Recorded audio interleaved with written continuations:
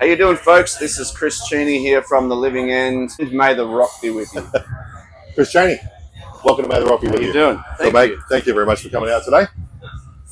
Have you had a chance to see anyone during the festival yet? We saw a little bit of Jet yesterday as we were leaving, which was nice to see them. Yep. We're old friends from way back. Yep. What else did I see?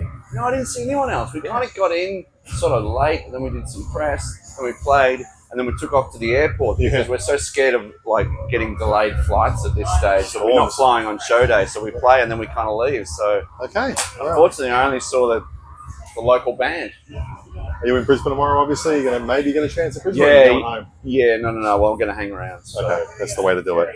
Now, your live show is second to none. Like, I'm not even saying this because you're here. You're one of the best live bands on the planet, right? Seriously. Thanks. As an artist, how important is the live aspect of your show to you? Very. Before we knew how to write songs or pull a crowd or even think about getting on the radio or anything, it was all about being a kick-ass live band, because we would go and see live bands in Melbourne. It was such a thriving scene. Yeah. Like, 93, 94, it was just so much diversity and so many kick-ass bands. We would always go and see them. And so we just wanted to be a great live band first. Yep. And you do it. And then we started sort of, trying to write songs and get a record deal and all that sort of stuff. But so for me, I'm always looking back at footage of the Oils and AC/DC and Chisel and, the Aussie kind of, the sort of the rock staples, I suppose. Oh, yeah. And if you didn't cut it, I guess in that era, you didn't get anywhere. And I felt like that was the case in the 90s as well. Yeah. And I feel like that's been one of the things that's made us stand out. We're lucky that we've had songs and records that have been successful too. Yes. Yeah. But as a live band, that was always ground zero. Amazing.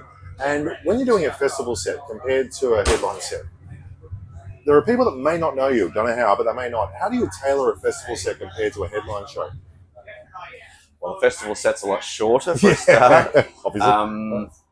You can't really fuck around, Yeah. I mean, it's a fine balance, between going, well, what do we want to play versus what do our fans want to hear versus what do the people that may not have seen the band before, what do they want to hear? Yep. So more often than not, you end up just playing kind of the singles and the radio songs, and we've got a couple in our set that were not like singles or anything, but they're kind of show-stopping things, like the little jammy bits and all the stuff that kind of separated us from a lot of the other bands when we were starting out.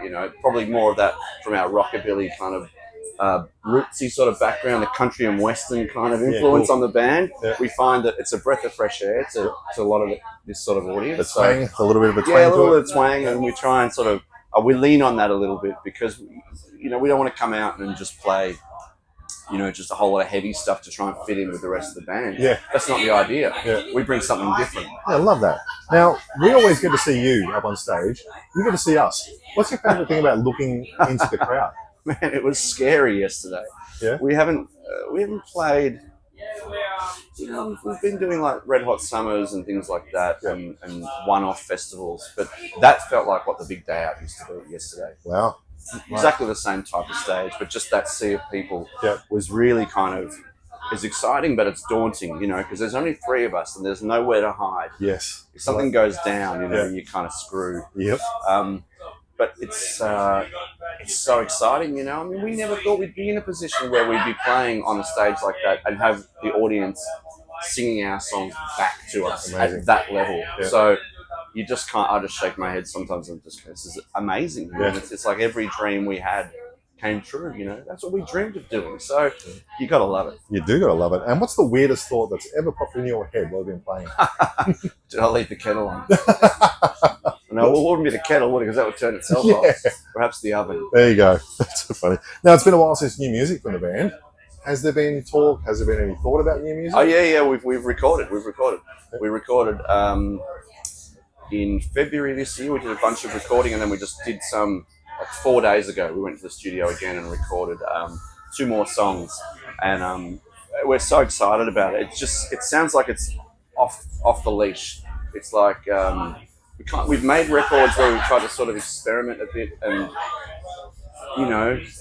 with the risk of sounding like a wanker, you kind of sort of further the songwriting and you know, explore strings and pianos and all this sort of stuff. This record is like just back to 3-piece, like really fast, really aggressive. Awesome.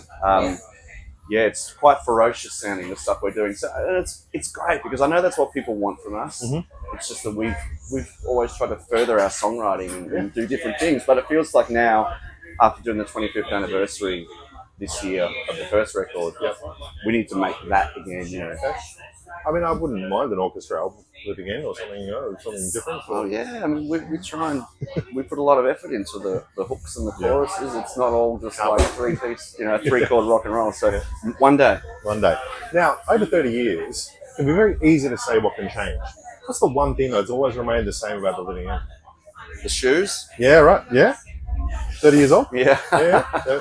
Hopefully, the spirit is still there when we get on stage. I think there's a uniqueness to what we bring, which is why when people get into the band, you know, they kind of we tend to pick up fans and they're fans for life. You know, they kind of they tend to be very loyal, and I think there's just a spirit and there's a heart behind it that I'm sure every band would say the same thing though. Yeah. You know. Yeah. But I feel like still feel kind of like the same 17-year-old kid that I was when Scott and I started playing, you know, in his garage. You know, I feel like we're still on the same path.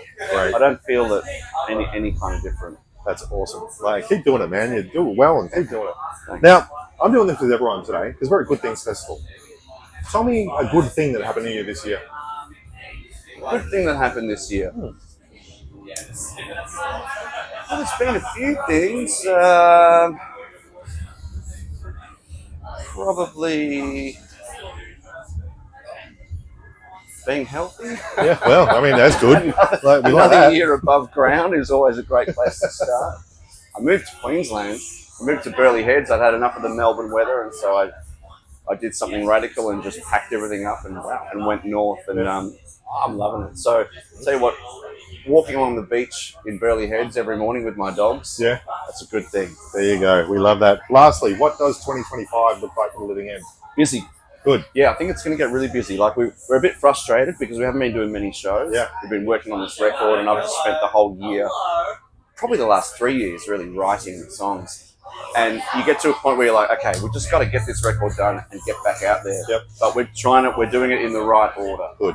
So we're getting the record done, and then I think next year it'll be just a full onslaught. So I can't wait. So this is kind of a teaser to that, you know. Okay, we're expecting a bit of a run. Oh, absolutely. Yeah. Did I see you've already got a few shows planned for next year? Yeah, we're doing the Red Hot Summer with ZZ Top and George Thorogood. Right. That'll be fun. Yeah, that'll be fun. It'll be different to this, but it'll be fun and a few kind of one-off things. But we'll know more when the record comes out, and then hopefully we just kind of hit the road. We got a date? A rough idea of it? No, because I keep writing extra songs. Fair the enough. other guys are getting so pissed off because I just keep going, I got another song. And they're like, stop. Double album. Enough. Yeah. I'm like, Amazing. just one more. Love this. Chris, thank you so much, man. Cool, man. I appreciate your time.